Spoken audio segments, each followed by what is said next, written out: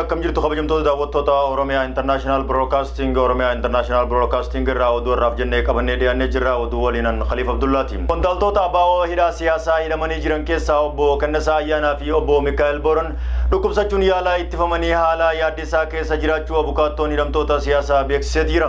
Akka OMN abukaattoo hidhamtoota siyaasaa wabeeffachuudhaan gabaasetti dhimmi hidhamtoota siyaasaa Oromoo mana murtii sabbataatti dhimmi isaanii hordofamaa jiruu fi waajjira poolisii magaalaa Galaanitti hidhamanii jiranii keessaa kan hidhamtoota siyaasaa kan addaatti jechuudhaan gabaasaniiti jiran. Qondaaltota adda bilisummaa Oromoo Lammii Beenyaa, Daawit Abdataa, Kennesaa Ayyaanaa fi Mikaa'el Booran dabalatee kaadhimamaa PhD Abduu Jabbaar Umarii fi Barataa Obsaa Abdiisaa dhimmi isaanii har'aa waaree booda mana murtii ilaalamuuf beellama akka qabaatullee abukaattoon kun himaniiti jiran. Hidhamtoonni kunniin tibba dura Komishinii Poolisii Oromiyaa fi Federaalaatiin to'atamanii mana hidhaa Bilisiginnaa kan naannoo Yuunivarsiitii 6 kiiloo jiru keessatti tursiifamuu fi maatii wabeeffachuun gabaasaa turuun keenya ni yaadatama. Deddeebii mana murtii sulultaa fi sabbataa booda manni murtii Oromiyaa waliigalaa dhimmicha ilaaluudhaan sadaasa 16 bara 2013 obbo Daawit Abdataa fi obbo Lammii Beenyaa waabiin hiikamanii dhimma isaanii alarraa akka hordofan ajajee ture. Buuruma sanaan obbo Lammii fi Daawit hiikamanii dhimmi isaanii hordofuuf mana murtii yeroo deemanitti poolisii humna addaatiin to'atamanii turan. Ergasii as hidhamtoonni kunniin magaalaa sabbataa mana hidhaa Daalattii keessatti hidhamanii kan jiran yoo ta'u rakkoo nyaataa fi kunuunsaa hedduu miidhamanii jiraachuu abukaattoon isaanii kun himaniiti jiran. Mootummaan nyaata isaaniif dhiyeessuutti hin jiru, maatiinis akkasumas dhorkamaniiru. Obbo Lammii fi Daawit rakkoo nyaataa hamaaf mana hidhaa Daalattii keessatti saaxilamaa jiru. Ergasii as manni murtii himata shororkeessummaa obbo Lammii fi Daawit irratti baname koffisuun poolisiin ammallee ayya fudhachuu diduudhaan jara kana hiikuu diduun ni yaadama.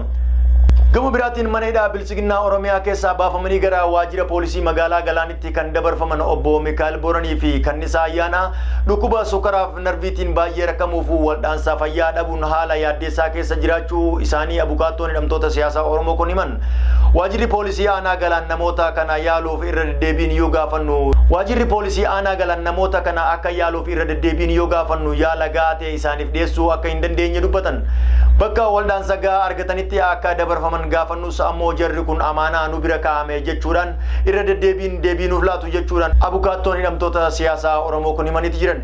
Ergasii gara Galaanitti dabarfamanii ji'a tokko ol ta'anii hanga yoonaa mana murtii aanaa Galaanitti hin dhiyaanne manni murtii sababa poolisiin jara kana dhiyeessuu dideef poolisiin gaafachuuf irratti beellama qabaachuu himaniiti jiran.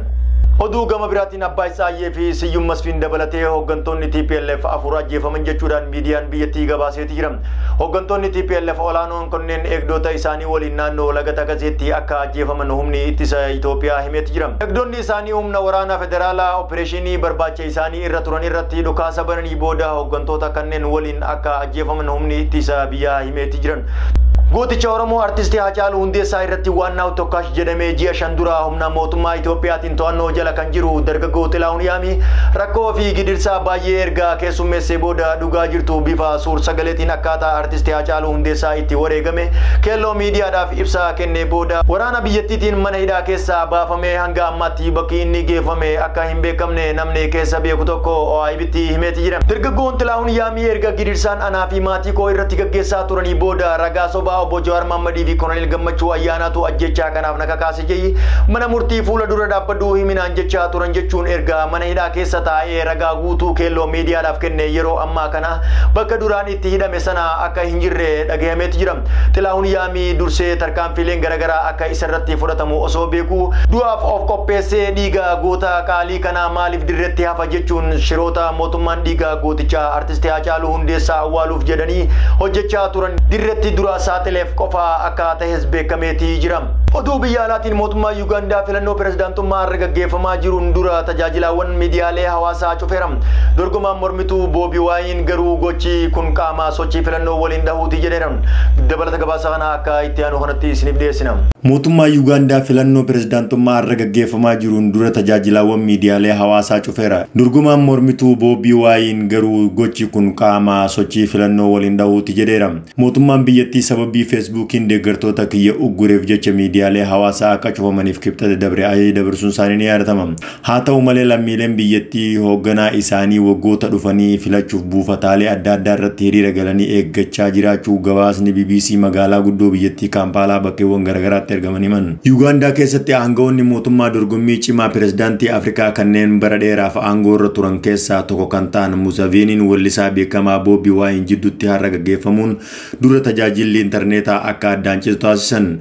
Gareen intarneetii to'atu NetBlocks Twitter irratti akka jiranitti biyyattiin guyyaa roobii galgala sa'aatii 1 irraa eegaluun dukkana intarneetii uggurri intarneetii kunis mootummaan akka aappiiwwan ergaa dabarsanii miidiyaalee hawaasaa hundi cufamanis ajaja dabarse. Pireezidaantii Museveniin sababii akkaawuntiiwwan feesbuukii kana paartii biyya bulchaa jiru deeggaran dhaabni feesbuukii haqeef uggura kana kaahan jedhan. Weellisaa beekamaan amma dorgoma pireezidaantummaa ta'ee Bobi Wine ammoo intarneetii cufuun qaama karoora filannoo waliin dhahuuti jaan. Itti dabaluunis uummanni Yuugaandaa cimaa fi bulchiinsa abbaa irree kana dhuma itti gochuuf kan isa dhaabu homtuu hin jiru kan jaan. Bobbiin filannoon arraa kunis ganama sa'aatii 1tti eegaluun bu'aansaa sanbata dhufutti akka ifa ta'ullee himan. Duulli na filadhaa hokkara cimaan kan guutamee fi namoonni hedduunis kan itti lubbuu isaanii dhaban turan.